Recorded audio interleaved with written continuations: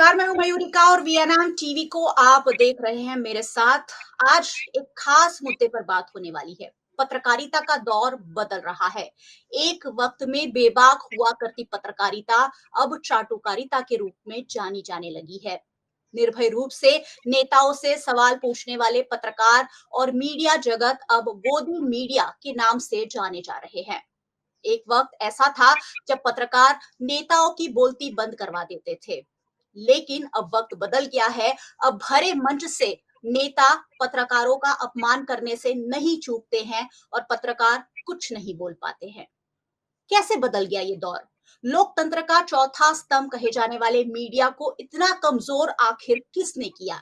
क्या ये बदलते समय की मांग थी? क्या ये मीडिया क्या अखबारों और चैनलों के समूह के अस्तित्व को टिकाने के लिए जरूरी था? या फिर इसके पीछे सरकार की कोई भूमिका है? आज इन्हीं सारे सवालों के जवाब ढूंढने की कोशिश करेंगे और इन सवालों के जवाब जानने के लिए मेरे साथ जुड़े हुए मेहमान से बेहतर शायद और कोई नहीं हो सकता।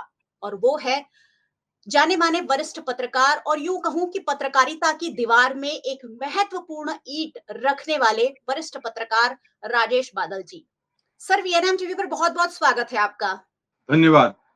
आज राजेश बादल जी से बात तो होगी ही, और आज उनसे बात करने का एक तात्पर्य और भी है। उनकी किताब मिस्टर मीडिया, जिसमें उन्होंने मीडिया की दुनिया के कड़वे सच को दुनिया के सामने खोल कर रख दिया है। इस किताब में लिखे गए 160 लेख में कई नेताओं के, कई पत्रकारों के, कई किस्सों को बखूबी बयान किया गया है और उससे भी नुकीले सवाल उठाए गए हैं कि आखिर ये कैसे हो गया। मीडिया अपनी भूमिका कैसे चूक रहा है, उस पर तो बात करेंगे ही, लेकिन पहले राजेश बादल जी के बारे में थोड़ी सी जानकारी आपको जरूर देना चाहती हूँ। 1 मार्च 1959 को छतरपुर मध्य प्रदेश में श्री राजेश बादल जी का जन्म हुआ और बचपन उनका आदिवासी गांव में बीता।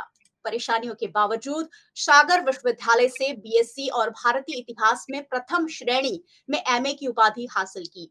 जनसत्ता, नई दुनिया और नव भारत न्यूज, बैक फिल्म्स और आज तक चैनल से जुड़े रहे। कई साहित्यिक और सांस्कृतिक विभूतियों पर उन्होंने फिल्में भी बनाई है। 100 से ज्यादा वृत्त चित्र, 10,000 से ज्यादा टीवी रिपोर्ट्स, 5,000 से ज्यादा आलेख, 20 से ज्यादा विश्वविद्यालयों में अतिथि व्याख्यान भी उन्होंने दिए हैं। अमेरिका के कई शहरों में उनके व्याख्यान और हिंदी लेखों के लिए वो समर्पित रहे। 1 दर्जन से अधिक बार वे अलग अलग पुरस्कार से पुरस्कृत किए गए और संप्रति राज्यसभा टेलीविजन में वे एग्जीक्यूटिव डायरेक्टर भी रहे। लिस्ट फहरिस्त बहुत लंबी है राजेश बादल जी की, लेकिन आज उन्हीं से जानेंगे और उन्हीं से बात करेंगे कि पत्रकारिता क्षेत्र से जुड़ा हुआ हर व्यक्ति वैसे आपके बारे में जानता है, लेकिन जो नई पीढ़ी सर आ रही है, उनको अगर आपके शब्दों में आपकी जर्नी मैं बयान करने के लिए कहूं तो कहां से शुरुआत करेंगे? कैसे इस क्षेत्र में आना हुआ और कैसे मन बनाया कि पत्रकार बनना है? अ, धन्यवाद। देखिए, मेरा तो जो अपना अनुभव है पत्रकारिता का, और जैसे कि आपने परिचय में भी कहा, मैं तो एक ऐसे आदिवासी इलाके में था जहाँ अ, मेरा ख्याल है कि कॉलेज में आने के बाद ही मैंने नियमित रूप से अखबार पढ़ने शुरू किए। अच्छा। तो पत्रकारिता से मेरा तो दूर-दूर का नाता नहीं था। घर वाले डॉक्टर बनाना चाहते थे, एक अंकल मेरे प्रोफ़ेसर बनाना चाहते थे, मैं खुद सेना में जाना चाहता था, लेकिन बन गया पत्रकार। तो लेकिन मेरा मानना ये है मयूरिका जी, के सबकी नियति एक उसकी जो स्क्रिप्ट है वो लिखती है, बिल्कुल। और जो डेस्टिनी है जब वो स्क्रिप्ट लिखती है, हम्म। तो फिर वो अपने हिसाब से उसको अंजाम भी देती है। हम्म। मेरे साथ भी कुछ यही हुआ, लेकिन हाँ, मैं ये कह सकता हूँ कि मेरी नियति ने मेरे साथ बहुत न्याय किया और मैं पत्रकारिता में आया। तो आज मैं कह सकता हूँ कि 48 वर्षों के बाद मैं उतना ही ताज़ा महसूस करता हूँ, जितना मैं पहले दिन। क्योंकि मैंने ये पाया कि पत्रकारिता दरअसल एक जीवन शैली है, कोई पेशा, कोई कारोबार या व्यवसाय नहीं है। तो बिल्कुल। मुझे मेरी नियति ने अपने हिसाब से अ, शुरुआत में रेडियो में काम करने का मौका दिया। उसके बाद में प्रिंट में नवभारत टाइम्स, नई दुनिया जैसे, संडे ऑब्जर्वर जैसे अखबारों के साथ काम करने का मौका मिला। और उसके बाद टेलीविज़न में तो हमें इतना मौका मिला कि जितना मुझे नहीं लगता कि इस देश में शायद ही कोई दूसरा ऐसा होगा। आज लगभग 36 साल से ज्यादा मुझे टेलीविजन में हो गए हैं और देश का पहला कोई शायद ही कोई पहला ऐसा अ, अवसर हो जो मेरे नाम नहीं हो। जी। अपने मुँह मियाँ मिट्ठू ना माना जाए, इसको तारीफ ना माना जाए, हुँ। लेकिन पहली न्यूज़ मैगज़ीन, पहला एंकर, पहला बुलेटिन, पहला टीवी ट्रैवलॉग, पहला चैनल, पहला तो ब्यूरो चीफ, वो जिस तरह से आप मैं आपको सब क्या कुछ बताऊँ? राजेश बादल जी के नाम रहा। जी, तो और उसके बाद फिर मैंने भरपूर प्रिंट किया, हुँ। भरपूर टेलीविज़न किया, भरपूर डिजिटल और सोशल मीडियम में किया और इन दिनों मैं टेलीविज़न भी कर रहा हूँ और किताबें लिखने का आनंद उठा रहा हूँ। तो मैं कहना ये चाहता हूँ कि पत्रकारिता से बड़ा कोई आनंद मेरे लिए तो कम से कम नहीं है और मैंने वही पाया जो मैंने चाहा। हुँ। यानी बिना दबाव के निष्पक्ष और निर्भीक पत्रकारिता जो मेरे पूर्वजों से मुझे सीखने को मिली, वही मैंने की और आज तक जो मैं कह सकता हूँ कि अभी भी वैसा ही कर रहा हूँ और आगे भी करता रहूँगा। जी। क्या बड़ी बात है। इतने सारे सालों का अनुभव और फिर भी रोमांच उतना ही ताज़ा। पत्रकारिता का आनंद इतने सालों से राजेश बादल जी उठा रहे हैं। अब मैं छोटी-सी बात इसमें जोड़ना चाहूँगी कि पत्रकारिता एक रोज़ाना की चुनौती भी है क्योंकि हमारे सर नफ़ीस खान सर आप उन्हें जानते हैं, आपके मित्र भी हैं, वो कहते हैं कि एक पत्रकार रोज़ रात को मर जाता है और रोज़ सुबह वो फिर से जन्म लेता है क्योंकि फिर उसे नई कहानी ढूँढने के लिए निकलना पड़ता है। कल उसने बहुत अच्छी स्टोरी की, उसका कोई मतलब नहीं होता है। देखिए मुझे लगता है कि शायद मर नहीं जाता है, मैं इसको कुछ दूसरे अंदाज में कहता हूँ जी। कि इस देश में कोई ऐसा प्रोफ़ेशन नहीं है हुँ। जिसमें आपको अपनी रोज की दैनिक मार्कशीट यानी अंक सूची में प्राप्तांक जो आपके नंबर होते हैं वो भरने का मौका मिलता हो। जी, चाहे जी। वो आईएएस हो, चाहे वो आईपीएस हो, चाहे वो बैंकर हो, चाहे वो डॉक्टर हो, चाहे हुँ, वो शिक्षक हो। पत्रकारिता एक ऐसा काम है हुँ। जिसमें रोज हम लोग दिन भर जो काम करते हैं उसका एक अंक सूची मार्कशीट भरने का हमको अवसर मिलता है। हम खुद अपने आप को डिवीजन देते हैं, फर्स्ट डिवीजन, हम अपने आप को डिस्टिंक्शन देते हैं। हम जी, अपने और अगर अच्छा नहीं कर पाते हैं तो उसका मलाल और खेद भी हमको रहता है कि आज हम बिल्कुल, बिल्कुल। अनुत्तीर्ण हो गए, फेल हो यस, गए। जी। यस, यस, बिल्कुल। सर बहुत अपने आप को रिलेट कर पा रही हूँ। अगर आपके 1, 2, 3 टॉक शोज़ एक दिन में अच्छे हो जाते हैं, एक दिन स्टोरी आपकी अच्छी हो जाती है, तो आपको ऐसा लगता है आज आपने कुछ किया और नहीं अच्छे होते हैं, तो उस दिन आपको रात को सोने में कहीं न कहीं वो सुकून महसूस नहीं होता है।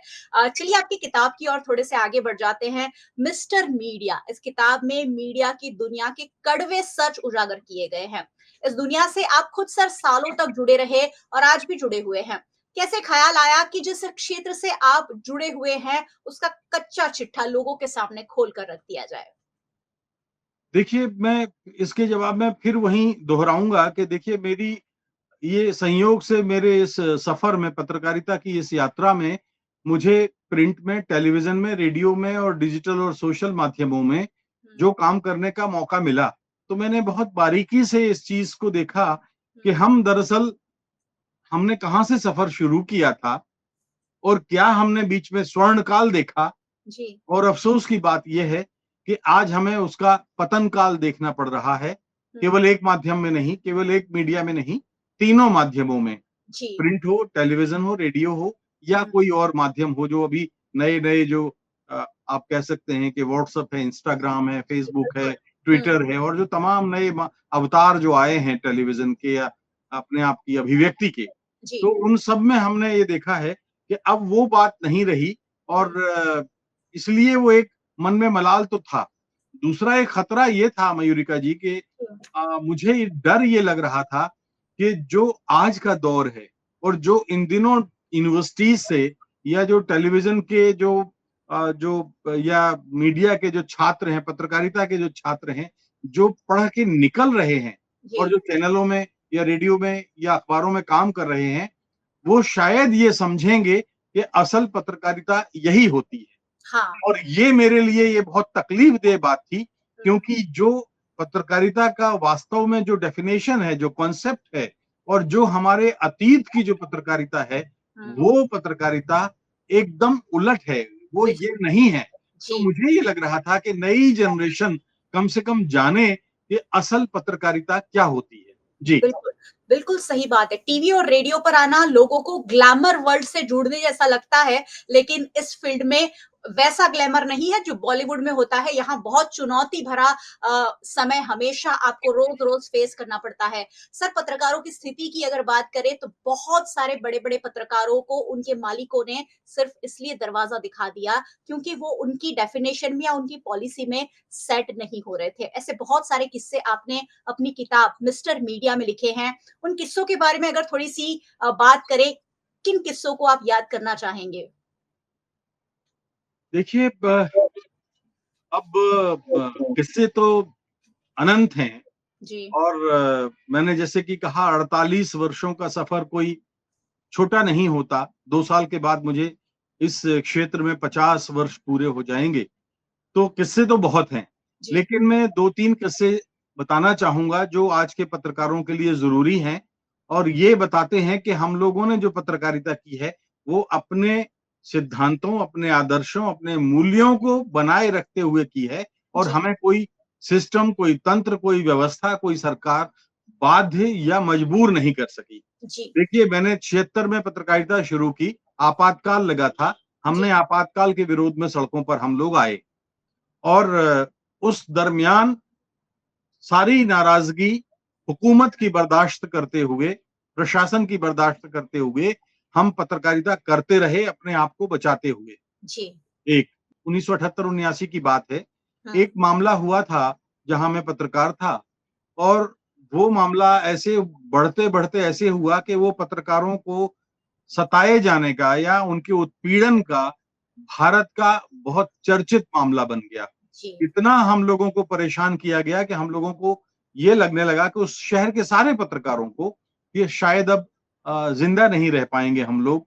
तो हम लोगों को मतलब आप कल्पना कर सकती हैं कि हमें प्राइवेट बॉडीगार्ड रखने पड़े थे। आज से 45 साल पहले की बात मैं आपको बता रहा हूँ।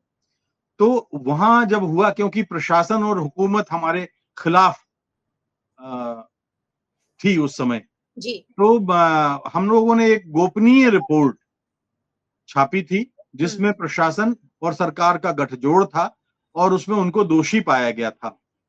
तो प्रशासन ये बाध्य कर रहा था, मजबूर कर रहा था हम लोगों को कि हम बताएं कि ये रिपोर्ट की कॉपी उन्हें कहाँ से मिली जी, और हमारा कहना ये था कि पत्रकारों को स्रोत बताने के लिए मजबूर नहीं किया जा सकता, बिल्कुल, विवश नहीं किया जा सकता। और ये दौर मैं आपको बताऊं मयूरिका जी के उस समय देश भर में इन्वेस्टिगेटिव जर्नलिज्म का एक बड़ा मतलब आंधी आई हुई थी। जी, जी, जी, रविवार जैसी साप्ताहिक मैगजीन सुरेंद्र प्रताप सिंह ने के नेतृत्व में झंडे गाड़ रही थी और हुँ, कई मुख्यमंत्रियों की बलि उस पत्रिका ने ले ली थी क्योंकि करप्शन के मुद्दे उसने उठाए थे।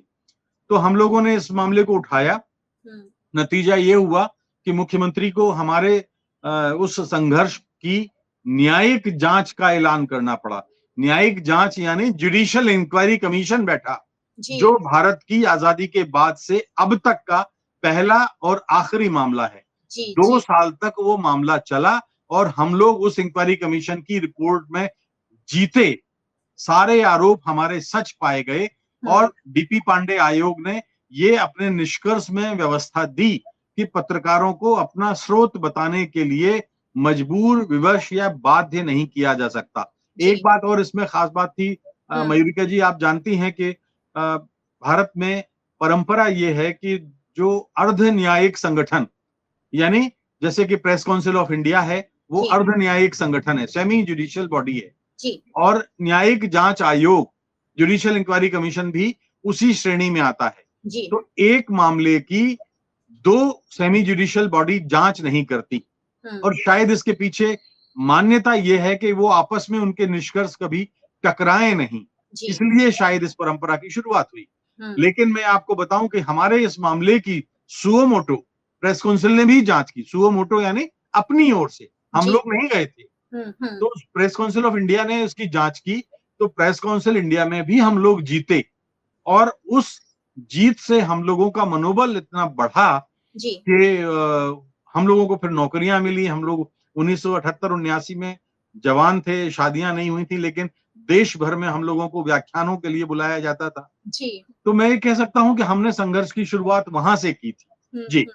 इसके बाद तो फिर बहुत सारी लंबी कहानी आपके सवालों के उत्तर में आती रहेगी। जी। बिल्कुल, मतलब आज के पत्रकारों के लिए जो रेड कारपेट बिछाया है, वो शायद आप लोगों के संघर्ष ने बिछाया है कि आजकल बहुत तामझाम वाली पत्रकारिता होती है कि एंकर जो होते हैं, वो बहुत ग्लैमरस होते हैं और इस तरीके की पत्रकारिता अब होती है और इन्वेस्टिगेटिव जर्नलिज्म की जो आपने बात की, कहीं न कहीं अब पीछे छूटता जा रहा है।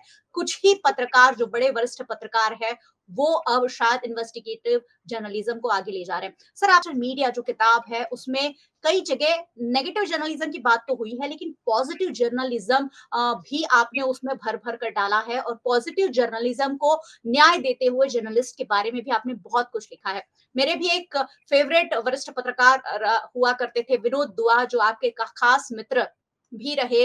आज अगर हम पॉजिटिव पत्रकारिता करने वाले और सत्ता से लड़ जाने वाले पत्रकारों को याद करें, जो आपकी किताबों में ऑलरेडी आपने लिखे हैं, तो कौन से नाम आगे आएंगे?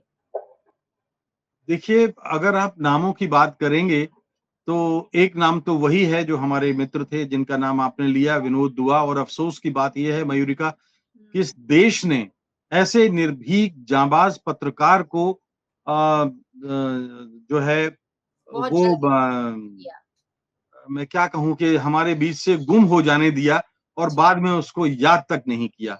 इससे पहले रविवार, साप्ताहिक रविवार होता था और रविवार में संपादक थे सुरेंद्र प्रताप सिंह।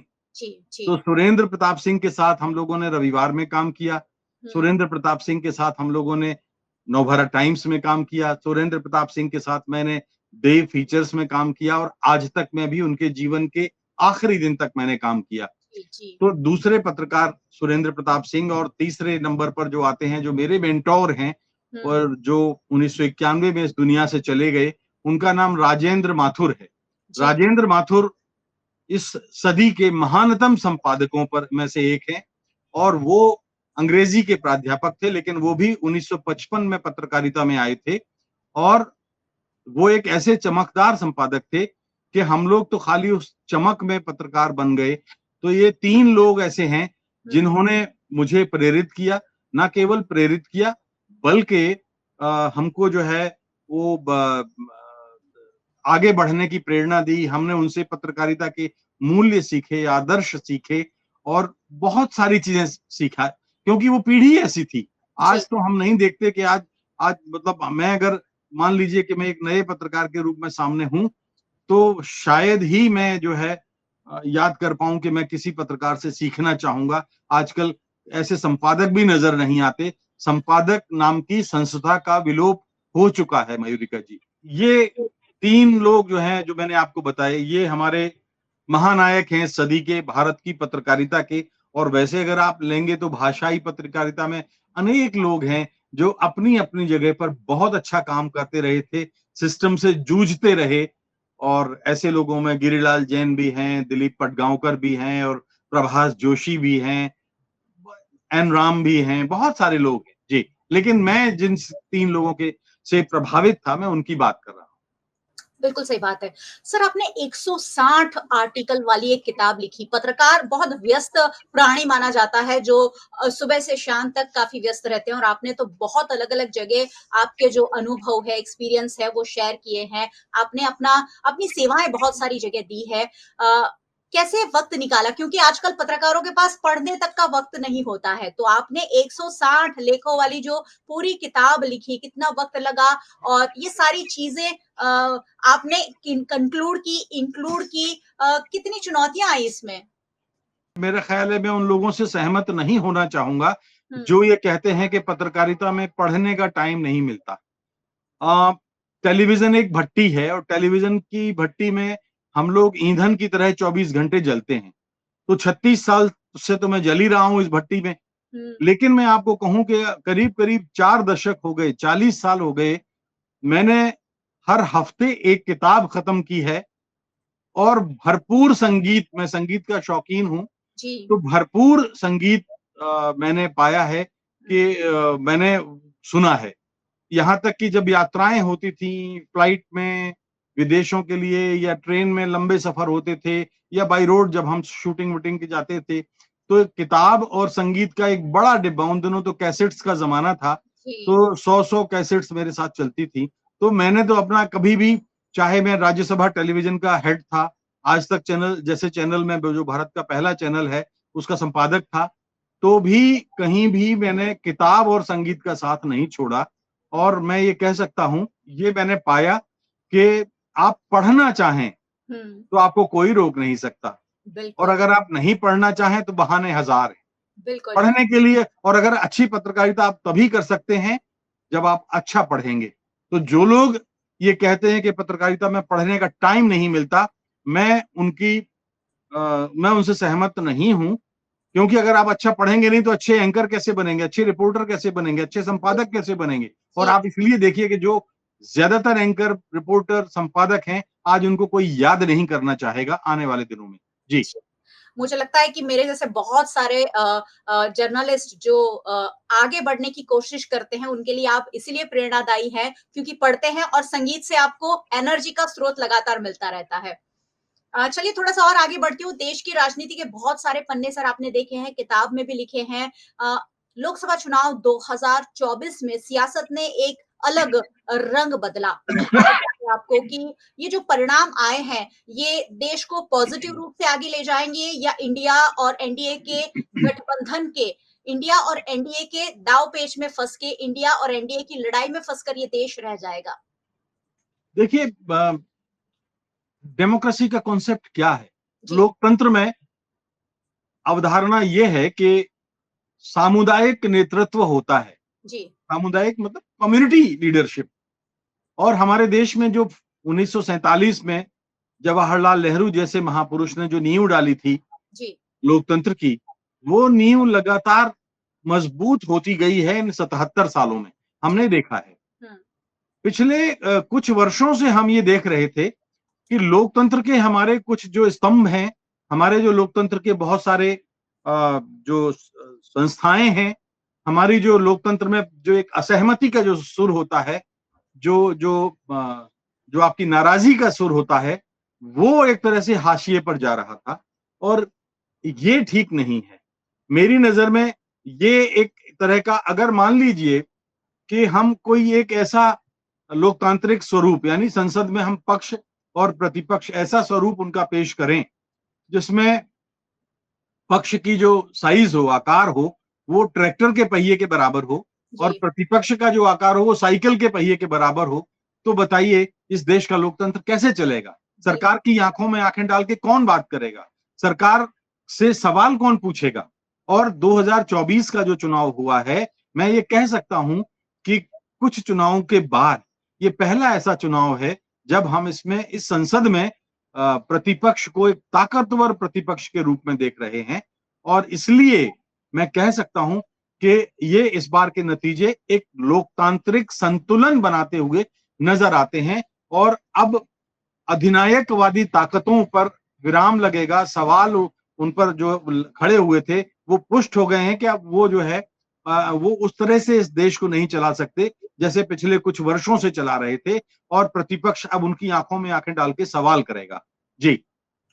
बिल्कुल सही बात है और उसका पहला उम्दा नमूना हमने लोकसभा में जब राहुल गांधी नेता प्रतिपक्ष भाषण कर रहे थे, तब देख लिया कि अब सवाल पूछने वाले लोग आ गए हैं और सवाल पूछने पड़ेंगे। नेता प्रतिपक्ष पूछे, विपक्ष पूछे या मीडिया पूछे, सवाल सत्ता पर जब तक नहीं उठेंगे, आपको वो सारी चीज़ें नहीं मिलेगी, जो लोकतंत्र को मजबूत करती है। सर, आपने अपनी किताब के 21वें लेख पर्दे के पीछे में लिखा है कि स्थिति विकट है, बँटवारा खुलकर हो रहा है। ये मेरा चैनल, ये तेरा चैनल, ये एंकर कांग्रेस समर्थक, ये एंकर बीजेपी का हितैषी। लेकिन आखिर दर्शक समर्थक कौन सा चैनल बचा है? हर चैनल यही दावा कर रहा है कि असली पत्रकारिता वो ही कर रहा है, उसी की खबर खबर है, बाकी सारे बेकार। ये सारे शब्द सर आपके मैंने लिए हैं।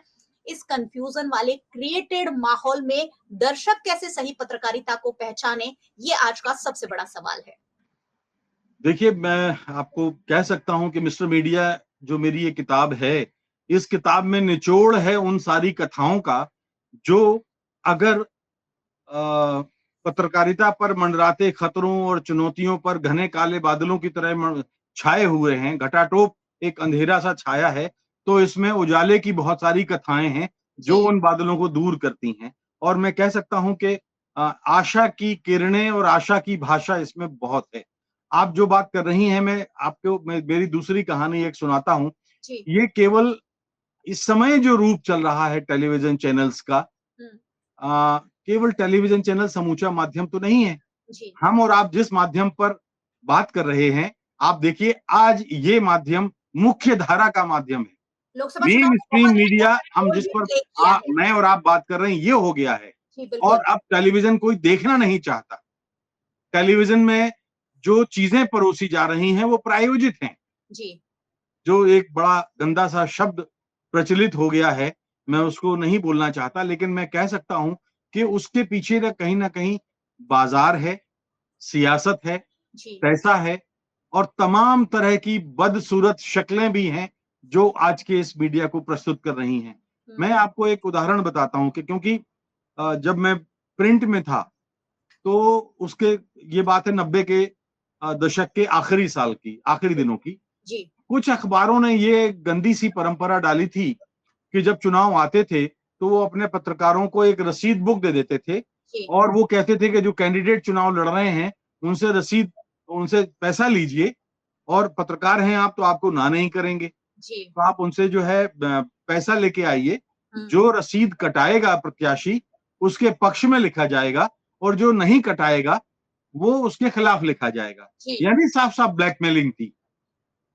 ये जो बीमारी थी, वो हमने उत्तर भारत, दक्षिण भारत कई जगहों पे हमने देखी थी और जी। बहुत सारे अखबारों में थी। जब इन अखबारों के लोग, संपादक टेलीविजन चैनल्स में आए, तो उन्होंने वही बदमाशी, वही भी कुरूपताएँ वहाँ पे भी शुरू कर दी। जी, मैं आपको करीब-करीब ये उदाहरण बताऊँ 15 साल पहले का। मैं एक चैनल समूह का ग्रुप एडिटर था, एसोसिएट ग्रुप एडिटर था जी। और 7 चैनल मेरे अंडर में थे। हुँ, करीब-करीब 2 ढाई हज़ार कर्मचारी थे। हमारे संपादकीय साथी थे, गैर संपादकीय साथी थे। तो और वो हम बहुत अच्छी पत्रकारिता कर रहे थे। अचानक 2009 के कुछ विधानसभाओं के चुनाव आए हुँ, और मैनेजमेंट ने मुझसे एक प्रस्ताव रखा कि आप जो है इस पे पैसा लाइए। जी, सरकारों से, नेताओं से, मुख्यमंत्रियों से आपके तो इतने व्यापक संपर्क हैं और ये मैं आपको बता दूं मयूरिका जी कि 15 साल पहले जो मेरा वेतन था लगभग 5 लाख रुपए महीने था। होंडा सिटी गाड़ी थी मेरे पास हुँ, और सारी सुविधाएं थी जी, जो होती हैं और मैंने इस बात को मना कर दिया हुँ, और मैनेजमेंट की तरफ से दबाव लगातार बढ़ता रहा। हमारे कुछ साथी इस पक्ष में भी थे, मुझे कहने में कोई हिचक नहीं है कि हम क्यों ना मैनेजमेंट नौकरी बचाना है तो मैनेजमेंट का प्रस्ताव स्वीकार करें। जी, मैंने कहा नहीं और मैंने एक झटके में वो नौकरी छोड़ दी। तो मैं ये क्या कई लोगों ने कहा कि अब तुम सड़क पर आ गए हो और क्या होगा? मैंने कहा अपने मूल्यों के लिए आया हूँ तो अगला काम जो होगा मुझे इससे आगे ले जाएगा। बिल्कुल। लेकिन मैं वो नहीं कर सकता हुँ, जो मेरी आत्मा नहीं कहती, जो मेरे पूर्वजों ने मुझे नहीं सिखाया, वो मैं काम नहीं कर सकता। तो ये पेड न्यूज़ की बात मैं जो कर रहा हूँ, ये जी, उसका रिफ्लेक्शन आज की पत्रकारिता पर दिख रहा है कि पहले जो है पत्रकार खरीदे जाते थे, अब मैनेजमेंट भी खरीदे जाने लगे हैं। बिल्कुल। मैनेजमेंट के साथ में सारे समझौते होते हैं, हुँ, सियासत के होते हैं, बाजार के होते हैं, तमाम तरह के। इसलिए मैं आपने उसमें देखा होगा मैंने लिखा था कि दूर थे जब तक सियासत से, तो हम भी साफ थे हुँ, और खान में कोयले की पहुंचे तो हम भी काले हो गए। जी। जी, बिल्कुल, ये शेयर मैं अपने सवाल में ज़रूर लेने वाली थी, पर अब आपने कह ही दिया है कि दूर थे तब तक सियासत से, तब तक साफ थे, खान में कोयले की पहुँचे, तब हम भी काले हो गए। लेकिन कुछ पत्रकार ऐसे हैं, जो कोयले की खान में रहने के बावजूद अपने आप को पाक-साफ रखने में बहुत ज़्यादा कामयाब रहे और इस देश के चौथे स्तंभ को टिकाए रखने के लिए बहुत बड़ा आधार बने। ये शेर आपकी किताब में सर मैंने कुछ लेख तो बहुत बार-बार पढ़े क्योंकि वो सारी चीज़ें रोज़-रोज़ हम प्रैक्टिस करते हैं तो वो दिमाग में छप गई। अ, उसमें लिखा गया था कि भयानक दौर है पत्रकारिता की, अनेक क्रूर और कलंकित दास्तानें लिखी जा रही है, नैतिक आधार टूट रहे हैं और पत्रकारिता का एक वर्ग सत्ता के साथ गठजोड़ कर बैठा है। इसके खौफनाक नतीजे भी निकल रहे हैं। आने वाले सालों में सर आप पत्रकारिता को कहाँ देखते हैं? ये जो पत्रकारिता का दौर बदल गया है, गोदी मीडिया, खोजी मीडिया, सोशल मीडिया, अलग-अलग नाम लोगों ने हमें दिए हैं। अ, आने वाले सालों में भारत की पत्रकारिता को कहाँ देखते हैं सर आप? देखिए, ये दौर है, आपने खुद ही कहा कि ये दौर है, जी, और जो दौर होता है वो स्थायी रूप कभी नहीं लेता। दौर है, आज है, गुजर जाएगा। जी, हमने देखा है, जैसे मैंने आपको अभी बताया था कि आपातकाल से मैंने पत्रकारिता शुरू की, हुँ, तो आपातकाल का एक दौर था, जी, गुजर गया। हुँ, हमने देखा कि 1983 में, 82-83 में बिहार के मुख्यमंत्री जगन्नाथ मिश्र बहुत पत्रकारों से नाराज होते थे जी, और वो बिहार प्रेस बिल लाए थे, हुँ, और हम देश भर के संपादक, देश भर के पत्रकार उस बिहार प्रेस बिल के खिलाफ सड़कों पर आए थे। जी, तो वहां हमने विरोध किया, वो भी एक दौर था, जी, गुजर गया। हुँ, 1987 में जब राजीव गांधी प्राइम मिनिस्टर थे, तो कुछ लोगों ने उनको बरगलाया और एक मानहानि विधेयक आया था, जी, और उस दरमियान उस वजह से पत्रकारों को बड़ा अपमानित सा महसूस कराने वाला विधेयक था वो। हुँ, तो वो भी एक दौर था। जी, हम लोग फिर सड़कों पर आए और फिर वो दौर गुजर गया। हुँ, एक और घटना मैं आपको बताता हूँ, क्योंकि मेरे अपने जीवन की है। जी, ये 1991 की 91 की बात है। 91 यानी हो गया लगभग 33 साल पहले, 33 इयर्स। जी, एक देश के बहुत बड़े श्रमिक नेता होते थे, शंकर गुहा नियोगी, जी, और भारत में के श्रमिक इतिहास में उनका नाम बहुत ही आदर पूर्वक लिया जाता है। हुँ, छत्तीसगढ़ के मजदूरों और श्रमिकों के बहुत निर्विवाद लीडर थे। 28-29 सितंबर 1991 को उनकी हत्या हो गई, और उसकी हत्या के पीछे कुछ उद्योगपतियों का हाथ था, जी, पूंजीपतियों का हाथ था। तो मैं एक समाचार पत्र में समाचार संपादक था उस समय। मैंने फिर एक स्पेशल रिपोर्ट लिखी, पहले पन्ने पर छपी, जी, और उसमें ये साफ इंडिकेशन था, नाम थे, बल्कि इंडिकेशन क्या था, नाम थे कि इसमें इसके पीछे ये कारण है, और इस वजह से संदेह की सुई इन पर जाती है। जी, और शंकर गुहा नियोगी की जो धर्मपत्नी थी, आशा गुहा नियोगी, उनका इंटरव्यू भी था, जी, और उन्होंने भी कुछ सर्कमस्टेंशियल एविडेंसेस ऐसे दिए थे जो मेरी रिपोर्ट को पुष्ट करते थे। मैनेजमेंट बाद में पूंजीपतियों के दबाव में आ गया, बिक गया, मुझे भी लालच आया, प्रलोभन दिया गया, मैं उसमें नहीं आया, फिर मेरे संपादक को प्रलोभन दिया गया, मालिक को प्रलोभन दिया गया, वो दोनों प्रलोभन में आ गए। अब नाम है लेना इसलिए उचित नहीं है कि वो दोनों ही इस संसार में नहीं है। अच्छा, तो वो नतीजा ये हुआ कि स्थिति ऐसी बनी कि उन्होंने कहा कि आप अपनी खबर का खंडन करिए, ये खबर गलत है। जी, खबर गलत थी नहीं तो मैं खंडन क्यों करता? बिल्कुल, मैंने 8 अक्टूबर 1991 को सुबह 9:20 पर इस्तीफा दे दिया, और मैंने फिर ये संकल्प लिया कि अब मैं कभी जिंदगी में किसी अखबार का मैं पूर्णकालिक नौकरी नहीं करूंगा। जी, और तब से वो संकल्प बरकरार है। उस हुँ, समय मेरी उम्र क्या थी? बहुत कम थी, जवान था, जी, शादी हुई थी हुँ, 4, 5, 6 साल पहले। तो लोगों ने कहा कि ये क्या तुम कर रहे हो? अभी तुम्हें सारी ज़िंदगी काटनी है, जी, और पेट कैसे भरोगे? क्योंकि मैं आपको बताऊँ कि टेलीविज़न उस समय नहीं आया था इस तरह से। अच्छा, जी, जी, तो दूसरा कोई वैकल्पिक माध्यम तो था नहीं। हुँ, मैंने कहा चाहे कुछ भी हो जाए, अब मैं फुल टाइम जॉब नहीं करूँगा किसी अखबार में, जी, और देन आई स्टार्टेड फ्रीलांसिंग। अच्छा, फिर मैं फ्रीलांसर्स के तौर पर अपना मैंने काम शुरू किया, हुँ, और 1993 आते-आते, जो मैं आपको बता दूं कि 1991 में मेरी तनख्वाह, मेरी वेतन 4600 रुपए प्रति माह थी, जी, अक्टूबर तक। हुँ, 2 साल मेरे बहुत संकट के थे, और मैं कह सकता हूं कि हैंड टू माउथ वाली स्थिति थी। लेकिन 1994-95 आते-आते मैं अपने सहयोगियों को प्रति माह 1 लाख रुपया की वेतन दे रहा था। ये 95 की बात है, 95। तो 30 साल पहले की बात। हुँ, तो हुँ, मुझे, और मैंने कभी कोई कॉम्प्रोमाइज़ नहीं किया। जी, मैंने कोई गलत तरीके से पैसा नहीं कमाया। हुँ, जो मेरी आमदनी के स्रोत हैं, वो एकदम विशुद्ध पत्रकारिता, रिपोर्टिंग और लेखन से है। जी, जी। तो मतलब बिल्कुल। ये जो स्थितियां थी, तो हम लोगों का हर बार ये हौसला बढ़ाती थी कि हम आगे भी जाएंगे, तो हम अपने पैरों पर मजबूती के साथ टिके रहेंगे। तो ये स्थितियां हमने देखी हैं। तो ये दौर की जो बात आप कर रही थी, ये दौर भी निकल जाएगा। आई एम ऑप्टिमिस्टिक, मैं बहुत आशावादी हूँ। तो क्योंकि हमने ये बहुत जो सारे बदलते दौर देखे हैं। जी जी। सर, एक आखिरी सवाल के साथ इसे अंजाम तक पहुँचाना चाहूँगी। नए पीढ़ी के पत्रकार जो अब अपने आप को पत्रकार नहीं, जर्नलिस्ट कहना चाहते हैं। पत्रकार उन्हें थोड़ा ओल्ड फैशन वर्ड लगता है और नई पीढ़ी के जो लोग आते हैं, वो कुछ नई सोच के साथ आते हैं। उनके लिए कोई खास संदेश आप देना चाहें? देखिए, आपने थोड़ा-सा मुझे इस प्रश्न के उत्तर में भावुक होने का एक अवसर दिया है। हुँ, अव्वल तो ये है कि मैं किसी पीढ़ी पर या किसी जनरेशन पर बहुत अ, अविश्वास नहीं कर रहा हूँ और ना ही मैं अपना गुस्सा दिखा रहा हूँ। जी, लेकिन ये लोग करते वही हैं जो उन्हें करना है। जी, बिल्कुल।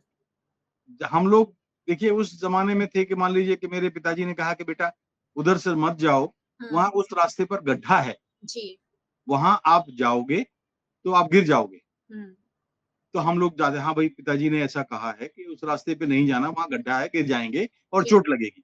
हुँ, अब जो बात है ये जनरेशन जो है, वो ये करती है कि अच्छा सर ने कहा है कि गड्ढा है, हुँ। देखो, चलो देखिए देखते आप। हैं।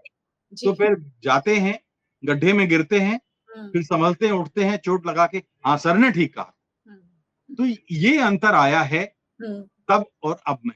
जी, ये बिल्कुल। किताब जो है मिस्टर मीडिया अगर वास्तव में ईमानदारी से कोई इस फील्ड में आना चाहता है हुँ, और कामयाब होना चाहता है, तो मैं ये कहता हूँ कि ये किताब मैंने कहा आपको 45 वर्षों से हर हफ्ते में एक किताब पढ़ता हूँ। जी, लेकिन तीनों चारों माध्यमों में ऐसी किताब आज तक नहीं आई है, जो उदाहरण के साथ विश्लेषण भी करती है और आपको अपनी राय बनाने का मौका देती है। मेरी किताब है, हुँ, इसलिए नहीं कि आप इसको खरीदें और मेरी किताब है, मैं अपनी किताब का प्रचार नहीं कर रहा हूँ। लेकिन ऐसी किताब पिछले 45 वर्षों में हिंदी में नहीं आई है, जो हर माध्यम की पड़ताल करे और उस पड़ताल के ज़रिए आपको एक अच्छा पत्रकार, अच्छा जर्नलिस्ट टीवी प्रोफेशनल चलिए आप कह रही थी कि पत्रकार नहीं कहलाना चाहते वो, तो हुँ, मैं कहता हूँ ये अच्छा प्रोफेशनल बनाने के लिए वो बाध्य करेगी, प्रेरित करेगी, हौसला बढ़ाएगी। जी, लेकिन इस किताब को वो उनको पढ़ना चाहिए, पढ़ना एक तो पड़ेगा। चीज़ ये है। जी, दूसरी चीज़ ये है मैं उनसे कहना चाहता हूँ कि अगर वो नौकरी करने के लिए, अगर वो हर महीने 1 तारीख को एक सैलरी स्लिप लेने के लिए, अगर वो अपने पैकेज और पर्क्स के लिए, अपने डेजिग्नेशन के लिए और एक विजिटिंग कार्ड के लिए, अपने केबिन की कुर्सी के लिए अगर वो पत्रकारिता में आना चाहते हैं, तो ये रास्ता उनके लिए नहीं है, बंद है। ये जी, रास्ता ठीक नहीं है। मैं ये कहता हूँ कि फिर वो कहीं कहीं और नौकरी कर लें। ये नौकरी है नहीं, ये आनंद है और जीवन शैली झरने की तरह बहता जा रहा है। तो ये जीवन जो है पत्रकारिता का जीवन एक तेज गति से भागते झरने की तरह है, नदी की तरह है। इस झरने में आप भाग अपने आप को शामिल करिए, नदी के अंदर अपने आप को शामिल करिए। आप ये पाएँगे कि ऐसा आनंद आपको कभी नहीं मिला और तीसरी और अंतिम बात जी, किताब पढ़ने की बात तो मैंने ये मिस्टर मीडिया की कही है। मिस्टर मीडिया जो टीपी पब्लिकेशंस ने छापी है। लेकिन मैं ये कहता हूँ कि आप हर हफ्ते नहीं तो 15 दिन में नहीं तो 1 महीने में कम से कम एक किताब पढ़ने का ज़रूर अवसर निकालिए, समय निकालिए। मैं करीब-करीब 20-22 यूनिवर्सिटीज़ में जाता हूँ। तो बच्चे कहते हैं, स्टूडेंट्स कहते हैं कि सर हमें ज़रूरत क्या है? जो कुछ जानना होता है हम जी, गूगल बाबा को शरण में जाते हैं, हुँ, टाइप करो सब कुछ मिल जाता है। हुँ, एक ही तर्क है मेरा। मेरा तर्क ये है कि बिल्कुल बेशक आप ठीक कह रहे हैं। गूगल बाबा की शरण में आप जाएँगे क्योंकि आप कुछ जानना चाहते हैं। जो सवाल आपके दिमाग में है या जो आप जानना चाहते हैं, जो शब्द आपके दिमाग में आता है, उसको आप टाइप करते हैं और उस विषय पर जानकारी ले लेते हैं। जी, यानी जो आप जानते हैं कि मुझे इस विषय पे जानना है। लेकिन ऐसे-ऐसे अगर ये एक विषय है, तो ऐसे-ऐसे 1000 विषय हैं जिनका आपको पता ही नहीं है जी, और वो किताबों में मिलेगा आपको। क्योंकि गूगल पर जो सामग्री परोसी जाती है, वो भी एक बाजार का हिस्सा है। जी, बिल्कुल। क्या उसमें बाजार नहीं है? हुँ। तो अगर बाजार और कारोबार है वो, तो फिर आपको अपना ज्ञान बढ़ाने के लिए कम से कम महीने में, मेरा बहुत ही विनम्र निवेदन है कि एक किताब महीने में ज़रूर पढ़ें। आप पाएँगे कि आपके अंदर क्या चेंज आया है, क्या परिवर्तन आया है।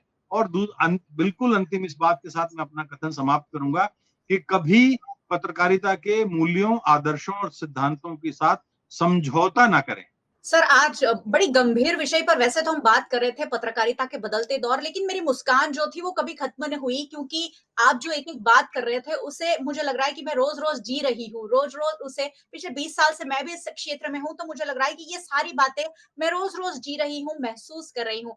बहुत अच्छा लग रहा है मुझे आपसे बात करके और मिस्टर मीडिया मुझे लगता है कि पत्रकारिता क्षेत्र में आने वाले या जुड़े हुए लोग तो इसे पढ़े ही, लेकिन आम व्यक्ति को भी शायद इसे ज़रूर पढ़ना चाहिए क्योंकि बहुत सटीक बातें जो ज़िंदगी को सुचारू रूप से आगे ले जाए, मूल्यों की बातें इसमें लिखी हैं। सर बहुत-बहुत शुक्रिया वीएनएम टीवी से जुड़ने के लिए। धन्यवाद मयूरिका जी। और अगर आप लोग पढ़ते हैं और इसका लाभ उठाते हैं, तो मैं समझूँगा कि आपने सचमुच में पत्रकारिता पर उपकार किया है। जी, बहुत-बहुत नमस्कार आपको, आपके दर्शकों को। बहुत-बहुत शुक्रिया सर हमारे साथ जुड़ने के लिए और बहुत-बहुत शुक्रिया वीएनएम टीवी के सभी दर्शकों का। वैसे मैं हमेशा कहती हूँ कि आप सबको जुड़े रहना है क्योंकि ये सारी बातें हम आपके लिए ही करते हैं। वीएनएम को यूट्यूब चैनल पर आप देख रहे हैं, हमेशा देखते रहिए और सब्सक्राइब कर लीजिए अगर अब तक नहीं किया है तो। बेल आइकन भी प्रेस कर दीजिए ताकि वीएनएम का हर अपडेट सबसे पहले आप तक पहुँच सके। आप हमें फेसबुक पर देख रहे हैं, शेयर कर लीजिए। आप हमें ओटीटी प्लेटफ़ॉर्म्स पर देख रहे हैं, डेली हंट, वोडाफोन टीवी, जियो टीवी और जियो टीवी फाइबर 498 नंबर के चैनल पर वीएनएम टीवी को चौबीसों घंटे लगातार लाइव देखा जा सकता है। देखते रहिए वीएनएम, जुड़े रहिए वीएनएम के साथ। नमस्कार।